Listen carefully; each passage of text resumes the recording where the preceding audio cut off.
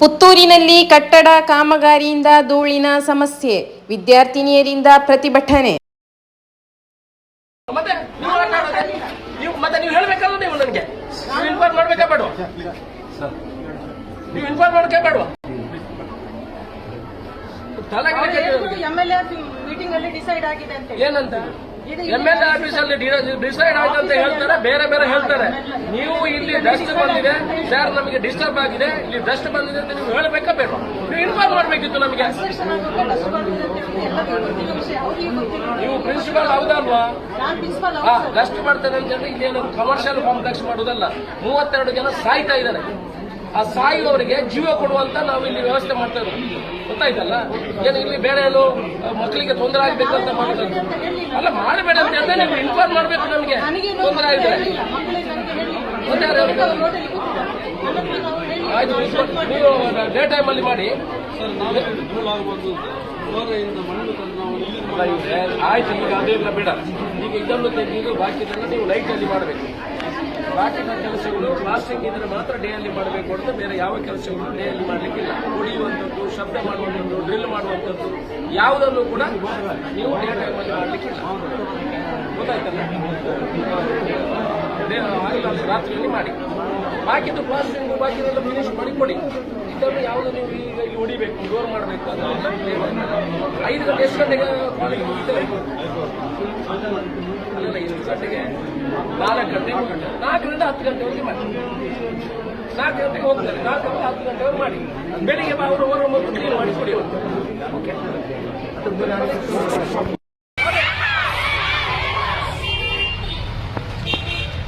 What is the problem? ಯಾರು principal? ಯಾರಲ್ಲಿ principal ಕರೀರಿ ಇಲ್ಲಿಗೆ. ಪ್ರಿನ್ಸಿಪಾಲ್ ಕರೀರಿ ಇಲ್ಲಿಗೆ. ಯಾರು ಪ್ರಿನ್ಸಿಪಾಲ್? ಯಾರು ಇಲ್ಲಿ ಈ ಸ್ಕೂಲ್ ಕಾಲೇಜ್ ಪ್ರಿನ್ಸಿಪಾಲ್ ಯಾರು? You are the principal. ನೀವು ಇನ್ಫಾರ್ಮ್ ಮಾಡ್ಬೇಕಾ ಬೇಡವಾ? ಅಲ್ಲಿ ಧೂಳು ಬಂದಿದೆ, ಅಲ್ಲಿ ತೊಂದರೆ ಆಗ್ತದೆ ಅಂತ ಇನ್ಫಾರ್ಮ್ ಮಾಡ್ಬೇಕಾ ಬೇಡವಾ? ಯಾರಿಗೆ ಕೊಟ್ಟಿಲ್ಲ ನೀವು? ಎಂಎಲ್ಎ ಆಫೀಸ್ ಕಳಿಸು ಪೋಸ್ಟಲ್ಲಿ ಕೋರಿಯರಲ್ಲಿ ಕಳಿಸಿದ ನೀವು? ನಿಮ್ಗೆ ಗೊತ್ತಿಲ್ಲ ಇಲ್ಲಿ ಎಂಎಲ್ಎ ಆಫೀಸ್ ಕಳಿಸಲ್ಲಿ ಹತ್ರ ಇದೆ ಅಂತ? Not you understand your the teacher principal of school college? ನೀವು ಹೇಳಬೇಕಾ ಬೇಡವಾ ನನಗೆ? Answer for my questions. ಮಕ್ಕಳಿಗೆ ತೊಂದರೆ ಆಗ್ತಾ ಇದ್ದಾರೆ, ಯಾರು ಅಟೆಂಡ್ ಮಾಡಬೇಕು? ಪ್ರಿನ್ಸಿಪಾಲ್ ಅಟೆಂಡ್ ಮಾಡಬೇಕು. ನೀವು ನನಗೆ ಇನ್ಫಾರ್ಮ್ ಮಾಡಬೇಕಾ? ಸರ್ ಈ ತರ ಆಗ್ತಾ ಇದೆ, ಅಲ್ಲಿ ಧೂಳು ಇದೆ, ಅವರಿಗೆ ತೊಂದರೆ ಆಗ್ತದೆ, ಅಲ್ಲಿ ಶಬ್ದ ಬರ್ತದೆ ಅಂತ ನೀವು ಇನ್ಫಾರ್ಮ್ ಮಾಡಬೇಕಾ ಬೇಡ? ನಾನು ಈ ತರ ಮಕ್ಕಳನ್ನು ಕೂಡಿಸಿ ನೀವು ಈ ಕಡೆ ಬನ್ನಿ, ಸೀಟಲ್ಲಿ ಕೂಡಿಸಿ ಇದು ಮಾಡುದ? ಅಲ್ಲಲ್ಲ, ನೀವು ಸೀಟಲ್ಲಿ ಕೂಡಿಸಿಲ್ಲ, ನೀವು ಅವ್ರಿಗೆ ಫೆಸಿಲಿಟಿ ಮಾಡಿಕೊಡೋ ಕೆಲಸ ಯಾರು? ಎಂಎಲ್ಎ ಪರ್ಮಿಷನ್ ಕೊಡೋದಲ್ಲ, ಶಾಲೆ ನೋಡಿ.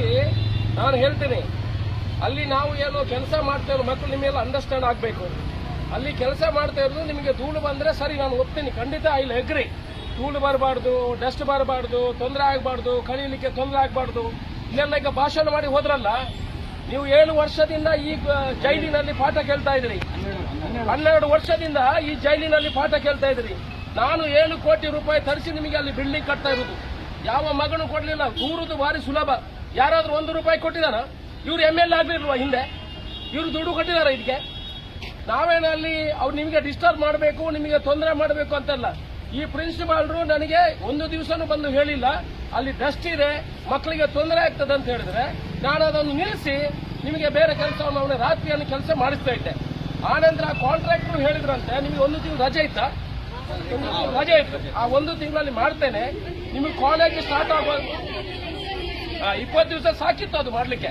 ಆ 20 ದಿವಸ ಆದ ಕೂಡಲೇ ನಾನು ಕ್ಲೀನ್ ಮಾಡಿ ಕೊಡ್ತೇನೆ, ಅವ್ರು ಬಂದ್ರೆ ಕ್ಲೀನ್ ಮಾಡಿ ಕೊಡ್ತೀನಿ ಅಂತ ಹೇಳಿದ್ದ. ನೋಡಿ ಮಕ್ಕಳೇ, ನೀವು ಅರ್ಥ ಮಾಡ್ಕೊಳ್ಬೇಕು. ನಾವು ಅದು ಯಾರಿಗೆ ಮಾಡುದು? ಆಟ ಆಡ್ಲಿಕ್ಕೆಲ್ಲ. ಎಷ್ಟೋ ಜನ 32 ಜನ ಸಾಯ್ತೇನೆ ಅಂತ ಕಾಯ್ತಾ ಇದ್ದಾರೆ ಡಯಾಲಿಸಿಸ್ಗಾಗಿ. ಅವರು ಬಡವರು, 1 ರೂಪಾಯಿ ದುಡ್ಡಿಲ್ಲ ಅವರ ಕೈಯಲ್ಲಿ. 32 ಜನ ಡಯಾಲಿಸಿಸ್ ಅಂತ ಅವರಿಗೆ ಏನು ಡಯಾಲಿಸಿಸ್ ಮಾಡಲಿಕ್ಕೆ ಕಾಯ್ತಾ ಇದ್ದಾರೆ. ನೀವೆಲ್ಲ you are educated, you know very well. ನೀವು ಹಾಗಾದ್ರೆ ನನ್ನ ಹತ್ರ ಬಂದು ಹೇಳ್ಬೋದಿತ್ತು, ನಾನು ಅಟೆಂಡ್ ಮಾಡ್ತಾ ಇದ್ದೆ. ಸಾವಿನ ಅವ್ರು ಯಾವ ಇವತ್ತು ಸಾಯ್ತಾರ, ನಾಳೆ ಸಾಯ್ತಾರ ಅಂತ ಕಾಯ್ತಾ ಇದ್ದಾರೆ 32 ಜನ. ಡಯಾಲಿಸಿಸ್ ಮಾಡ್ಲಿಕ್ಕೆ ಅವ್ರದ್ದು ದುಡ್ಡಿಲ್ಲ. ಸರ್ಕಾರದಿಂದ ಫ್ರೀ ಮಾಡ್ಲಿಕ್ಕೆ ನಾವು ಇಲ್ಲಿ ಅಲ್ಲಿ ಜಾಗ ಇಲ್ಲ ಅಂತ ಹೇಳ್ಬಿಟ್ಟು ನಾವು ಇಲ್ಲಿ ಅವರಿಗೆ ಡಯಾಲಿಸಿಸ್ ಉಚಿತವಾಗಿ ಮಾಡಿಕೊಡ್ಬೇಕು, ಇಲ್ಲಿ ಜಾಗ ಇದೆ ಅಂತ ಹೇಳ್ಬಿಟ್ಟು ತಹಸೀಲ್ದಾರು, ನಾನು ಎಸಿ ಎಸ್ ಅವರು ಡಿಸ್ಕಷನ್ ಮಾಡಿ ಅವರಿಗೆ ಒಂದು ಜಾಗ ಮಾಡಿ ಕೊಡುವಂತ ಮಾಡಿಕೊಟ್ಟದ್ದು. ನಿಮಗೆ ಡಿಸ್ಟರ್ಬ್ ಮಾಡ್ಬೇಕಂತಲ್ಲ. ಅಡ್ವಾನ್ಸ್ ವರ್ಕ್ ಅದು ಕೂಡ ದುಡ್ಡು ಇರಲಿಲ್ಲ. ಯಾರ ಹತ್ರ ಎಲ್ಲ ದುಡ್ಡು ಕೇಳಿ ಆ 32 ಜನ ಸಾಯ್ತಾ ಇದಾರಲ್ಲ, ಆ 32 ಜನ ಅವರ ತಂದೆ ತಾಯಿ ಮಕ್ಕಳಿಗೆ ತಾಯಿ ಸಾಯ್ತಾ ಇದಾರಲ್ಲ, ಅವಳಿಗೆ ಮುಂದೆ 15 ದಿವಸ 15 ತಿಂಗಳಾದ್ರೂ ಬದುಕಲಿ ಅಂತ ಹೇಳಿ ಅವರಿಗೆ ನಾವಿಲ್ಲಿ ಡಯಾಲಿಸಿಸ್ ವ್ಯವಸ್ಥೆ ಮಾಡಿದ್ದು. ನಿಮಗೆ ಧೂಳು ಮಾಡಬೇಕಂತ ಅಲ್ಲ. ನೀವು ಒಂದು ಮಾತು ನನ್ನ ಹತ್ರ ಹೇಳ್ತಾ ಇದ್ರೆ ಇದು ನಮ್ಮ ಪುತ್ತೂರಿಗೆ ಶೋಭೆ ತರುವಂತದ್ದ. ನಿಮ್ಮ ಮಕ್ಕಳಿಗೆ ನೀವು ತೊಂದರೆ ಮಾಡಲಿಕ್ಕೆ ನಾವು ಮಾಡುದಾ? 7 ಕೋಟಿ ರೂಪಾಯಿ ತಂದು ಅವರಿಗೆ ಕಾಂಟ್ರಾಕ್ಟರ್ ಹತ್ರ ಗಲಾಟೆ ಮಾಡಿ ಬೇಗ ಬೇಗ ಮಾಡಬೇಕು ಅಂತ ಹೇಳ್ತದೆ. ಈ ಪ್ರಿನ್ಸಿಪಾಲ್ ಬಂದ ನಂತರ, ಇದಕ್ಕೆ ಮೊದಲು ಈ ಶಾಲೆಯಲ್ಲಿ ಒಳ್ಳೆ ಪ್ರಿನ್ಸಿಪಾಲ್ ಇದ್ರು, ಒಳ್ಳೆ ಕೆಲಸ ಮಾಡ್ತಾ ಇದ್ರು. ಇವರು ಇಲ್ಲಿ ಬಂದ ನಂತರ ಇಲ್ಲಿ ಯಾವ ಕೆಲಸಗಳಾಗ್ತದೆ ನಾನು ಮೊನ್ನೆ ಹೇಳಿದ್ದೆ, ಅದನ್ನು ಬೇಗ ಮುಗಿಸ್ಕೊಡ್ಬೇಕು. ಪ್ರತಿ 1 ತಿಂಗಳಿಗೆ ಬಂದು ನನಗೆ ಅಪ್ಡೇಟ್ ಮಾಡಬೇಕು ಅಂತ ಹೇಳಿದ್ದೆ. ಇವರು ಯಾವುದನ್ನು ಮಾಡಲಿಲ್ಲ. ಇವರು ಬಂದು ಇಲ್ಲಿ ಕೂತ್ಕೊಳ್ಳೋದು, ಸಂಬಳ ತಗೊಳ್ಳೋದು. ಇವ್ರಿಗೇನು ಬಂದು ನನಗೆ ಹೇಳಲಿಕ್ಕೆ ಆಗುದಿಲ್ಲ. ಸರ್ ಈ ತರ ಪ್ರಾಬ್ಲಮ್ ಆಗ್ತಾ ಇದೆ, ಮಕ್ಕಳಿಗೆ ಶಬ್ದ ಬರ್ತಾ ಇದೆ, ಭ್ರಷ್ಟ ಇದೆ ಅಂತ ನನಗೆ ಹೇಳಲಿಕ್ಕೆ ಆಗುದಿಲ್ವಾ? ಒಂದು ದಿವಸ ಇನ್ಫಾರ್ಮ್ ಮಾಡಿದ್ದಾರೆ ಇವರು. ನಾನು ಅವರನ್ನು ಕರೆದು ರಾತ್ರಿ ಕೆಲಸ ಮಾಡ್ತಾ ಇರ್ಲಿಲ್ವಾ? ಕ್ಲೀನ್ ಮಾಡಿ ಕೊಡ್ತಾ ಇರ್ಲಿಲ್ವಾ? ನಾನು ನಿಮ್ಗೆ ಹೇಳುವಂತದ್ದು, ನೀವೆಲ್ಲ ಮಕ್ಕಳು, ನೀವೆಲ್ಲ ಕಲ್ತವ್ರು. ನಾವೇನೋ ಅಲ್ಲಿ ಆಟ ಆಡ್ಲಿಕ್ಕೆ ಮಾಡ್ತಾ ಇದ್ದಲ್ಲ. 32 ಜನ ಇವತ್ತು ಸಾಯ್ತಾನೆ, ನಾಳೆ ಸಾಯ್ತಾನೆ ಅಂತ ಇದ್ದಾರೆ. ಅವರಿಗೆ ಮತ್ತೆ ನೀವು ಆಟ ಆಡೋದೇ? ನೀವು ಹೇಳ್ಬೇಕಲ್ಲ, ನೀವು ನನಗೆ ನೀವು ಇನ್ಫಾರ್ಮ್ ಮಾಡ್ಬೇಕಾ ಬೇಡವಾ? ನೀವು ಇನ್ಫಾರ್ಮ್ ಮಾಡೋಕೆ ಬೇಡವಾ? MLA ಮೀಟಿಂಗ್ ಅಲ್ಲಿ ಡಿಸೈಡ್ ಆಗಿದೆ ಅಂತ ಏನಂತ ಪ್ರಿನ್ಸಿಪಾಲ್ ಬಂದ ನಂತರ, ಇದಕ್ಕೆ ಮೊದಲು ಈ ಶಾಲೆಯಲ್ಲಿ ಒಳ್ಳೆ ಹೊಡಿಬೇಕು, ಜೋರು ಮಾಡಬೇಕು. 5 ಗಂಟೆ ಎಷ್ಟು ಗಂಟೆಗೆ ಕಾಲೇಜ್ ಮುಗಿತಾರೆ? 5 ಗಂಟೆಗೆ 4 ಗಂಟೆ 4ರಿಂದ 10 ಗಂಟೆವರೆಗೆ ಮಾಡಿ. 4 ಗಂಟೆಗೆ ಹೋಗ್ತಾರೆ, 4ರಿಂದ 10 ಗಂಟೆವರೆಗೆ ಮಾಡಿ. ಬೆಳಿಗ್ಗೆ ಅವರು ಮೊದಲು ಕ್ಲೀನ್ ಮಾಡಿ ಕುಡಿಯುವ. ಓಕೆ,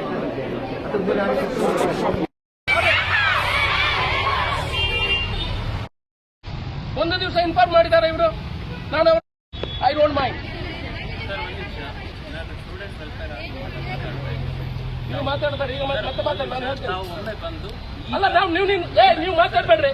ನೀವು ಇವತ್ತರಿಗೂ ಇನ್ಫಾರ್ಮ್ ಇನ್ಫಾರ್ಮ್ ನೀವು ನನ್ನ ಹತ್ರ ಬಂದು ಇನ್ಫಾರ್ಮ್ ಮಾಡಿದ್ರ? Don't talk. ಇವತ್ತು ಬೆಳಿಗ್ಗೆ ಬಿಡಿ. ಈ ಮಕ್ಕಳಿಗೆ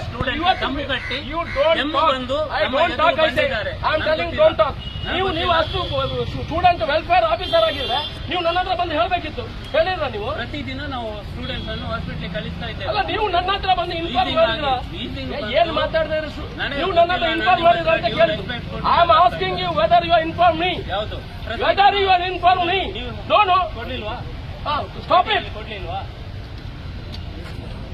ಸ್ಟೂಡೆಂಟ್ಸ್ ನೋಡಿ, ಇವತ್ತು ಆ ಸ್ಟೂಡೆಂಟ್ಸ್ ಹೇಳಿದ್ದಾರೆ. What are you talking? I say I am asking you whether you are inform me.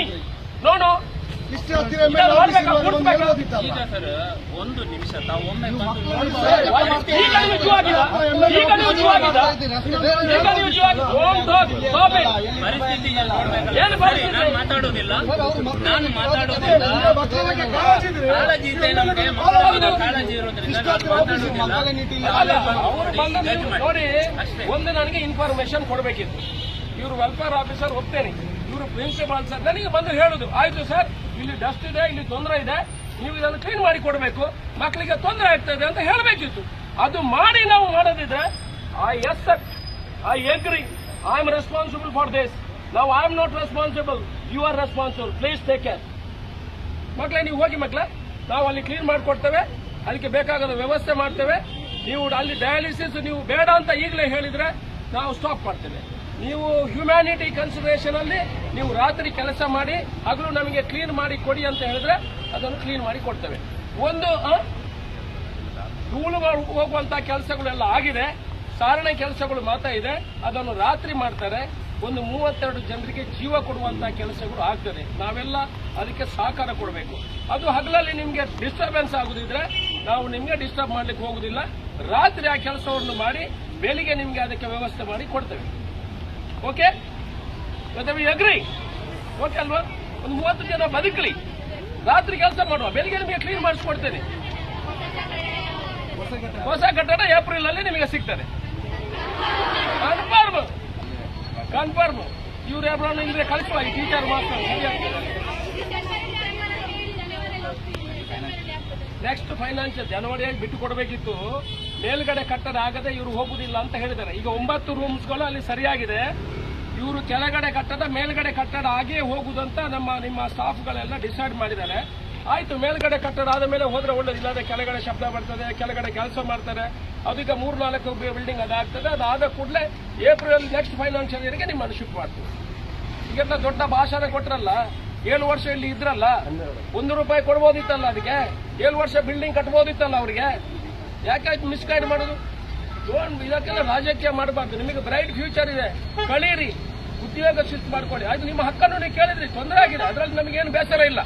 ನಮಗೆ ಬೇಸರ ಆಗಿರುವಂತದ್ದು ಇವ್ರು ಇನ್ಕ್ವೈರ್ ಮಾಡಬೇಕು. ಇವ್ರು ಇನ್ಕ್ವೈರ್ ಮಾಡಿ ನಾವು ಮಾಡೋದು ಯಾರಾದರೂ ಇವರೆಲ್ಲ ಹೆಲ್ತ್ ಆರೋಗ್ಯ ಇಲಾಖೆಯವರು ಇಲ್ಲದಿದ್ರೆ ಆ ಡಾಕ್ಟರ್ಗಳು ಏನಾದರೂ ಆಕ್ಷನ್ ತಗೊಳ್ಳೋದಿದ್ರೆ ಓಕೆ, ಇಲ್ಲಿ ಎಗ್ರಿ. ಈ ತರ ನಾವು ಅದನ್ನು ಕೇಳಿ ಆದ್ರಂತ ಮಾಡೋದಿದ್ರೆ ಮಾತ್ರ ಅದಕ್ಕೆ ಆಕ್ಷನ್ ಮಾಡಬೇಕು. ಅದು ಕೂಡ ಏನ್ ಮಾಡ್ತಾ ಇರೋದು, ಒಂದು 32 ಜನ ಬದುಕಲಿಕ್ಕೆ ಅವರಿಗೆ ಅದು ಕೂಡ ಸರ್ಕಾರದಿಂದ ಸಿಗ್ಲಿಲ್ಲ. ನಾವು ಕಷ್ಟ ಮಾಡಿ ಕಾಡಿ ಬೇಡಿ ಪಬ್ಲಿಕ್ನವರನ್ನು ಬೇಡಿ ಅವರನ್ನು 32 ಜನ ಒಂದು 2 ವರ್ಷ 4 ವರ್ಷ ಬದುಕಲಿ ಅಂತ ನಾವು ಮಾಡ್ತಾ ಇರೋದು. ಅದು ಬೇರೆ ಪ್ರೈವೇಟ್ CSR ಫಂಡ್ ತಂದದನ್ನು ಮಾಡ್ತಾ ಇರೋದು. ಅದರಿಂದ ನೀವು ಕೂಡ ಗೊತ್ತಿದ್ದವರಿದ್ದೀರಿ, ದಯಮಾಡಿ ಇದನ್ನು ತಿಳ್ಕೊಳ್ಳಿ. Go to the class, April ನಲ್ಲಿ ಅದು ಕೊಡ್ತೇನೆ. ಇದನ್ನು ಈಗ ಕ್ಲೀನ್ ಮಾಡಿ ರಾತ್ರಿಯಲ್ಲಿ ಮಾಡುವಂತ ಕೆಲಸವನ್ನು ಮಾಡ್ತೇನೆ. ಎಲ್ಲಿವರೆಗೆ ಏಪ್ರಿಲ್ ಅದನ್ನೆಲ್ಲ ಕ್ಲೀನ್ ಮಾಡಿ ಕೊಡ್ತಾರೆ ಅಲ್ಲ. ಅದಕ್ಕೆ ಮೊದಲು ಅಲ್ಲಿ ಟೆಂಟ್ ಹಾಕಿ ಮಾಡ್ಲಿಕ್ಕೆ ಆಗುದಿಲ್ಲ. ಏಪ್ರಿಲ್ ಅಲ್ಲಿ ಬಿಲ್ಡಿಂಗ್ ಕನ್ಸ್ಟ್ರಕ್ಷನ್ಗೆ ಇಟ್ ವಿಲ್ ಟೇಕ್ ಟೈಮ್. ನಾಳೆನೆ ಮಾಡ್ಲಿಕ್ಕೆ ಆಗುದಿಲ್ಲ. ಅದನ್ನು ಏಪ್ರಿಲ್ ಒಳಗೆ ಅದು ಕಂಪ್ಲೀಷನ್ ಆಗ್ಲಿಕ್ಕೆ ಆಗ್ತದೆ, ಆಗ ನಾನು ಮಾಡಿಕೊಡ್ತೇನೆ. ಓಕೆ, 1 ಮಂತ್ ಮಾತ್ರ ಇಡುದು. ಈಗ ಫೆಬ್ರವರಿ ಮುಗಿಯಿತು, ಏಪ್ರಿಲ್ ಅಲ್ಲಿ ಅಲ್ಲಿಗೆ ಶಿಫ್ಟ್ ಆಗುವ ಕೆಲಸಗಳಾಗಿವೆ. ಎಸ್,